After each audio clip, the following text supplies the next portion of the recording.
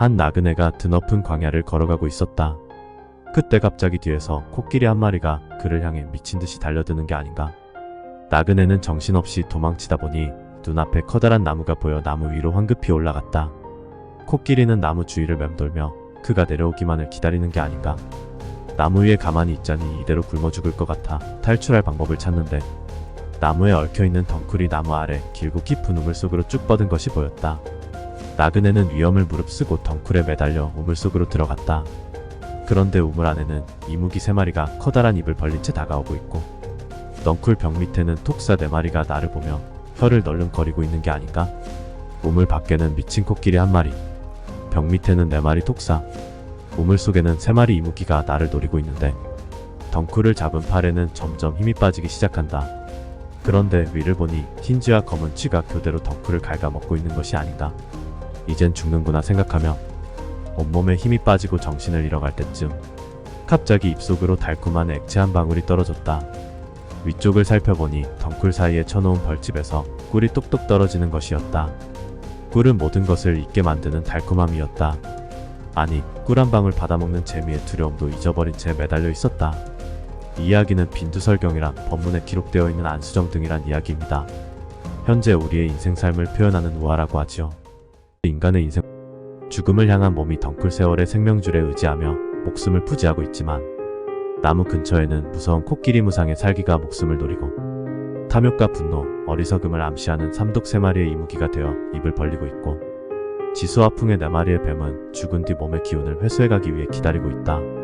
우물은 우리가 사는 현실, 해와 달을 상징하는 흰쥐와 검은쥐는 번갈아가면서 덩쿨 세월의 생명줄을 갉아먹으며 사람은 늙게 된다. 달콤한 꿀물은 인간의 오욕인 재물욕, 색욕, 식욕, 명예욕, 수면욕, 달콤한 꿀 한 방울을 받아먹는 재미로 당장에 자신이 위태위태한 상황인지도 모르는 나태함에 빠져 덩쿨에 의존하며 절체절명의 모습.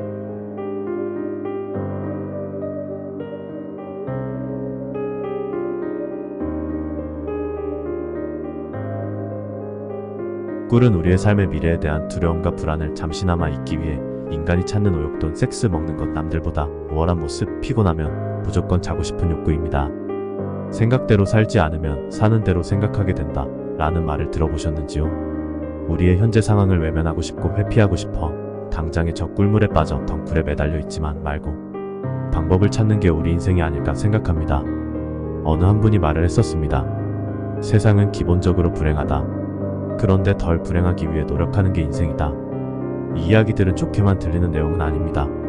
다만 이야기하고 싶은 것은 인간의 삶의 형태가 어떤 것인지 정확히 이해하고 현실을 직시하며 받아들이고 이것을 어떻게 헤쳐나갈지 방법을 찾는 것이 현명한 사람이 아닐까 합니다. 여러분의 생각은 어떠신가요? 현 시대 자본주의 사상의 결과는 가면 갈수록 빈부격차는 더 심해질 것이고 어려운 사람들이 더 많아질 수밖에 없는 주의입니다. 금융 시스템부터가 잘못되어 있죠. 어려운 시국엔 여러분들이 현실을 직시하며 위험한 상황일수록 자기 내면을 관찰해서 위기 속의 기회를 찾을 수 있게 조금이나 도움되었으면 하는 바람입니다.